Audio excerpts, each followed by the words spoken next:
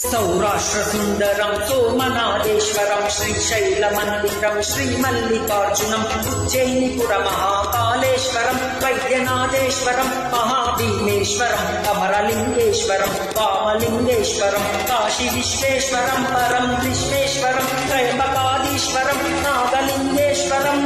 श्रीकेदारलिङ्गेश्वरम् अग्निलिङ्गात्मकं ज्योतिलिङ्गात्मकं वायुलिङ्गात्मकं आत्मलिङ्गात्मकं अखिललिङ्गात्मकं अग्निसोमात्मकम् अनादिम् अमेयम् अजेयम् अचित्यम् अमोघम् अपूर्वम्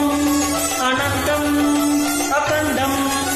अनादिम् अमेयम् अजेयम् अचित्यम् अमोघम् अपूर्वम् अनन्तम् अखण्डम् कर्मस्थलक्षेत्रवरपरं ज्योतिम्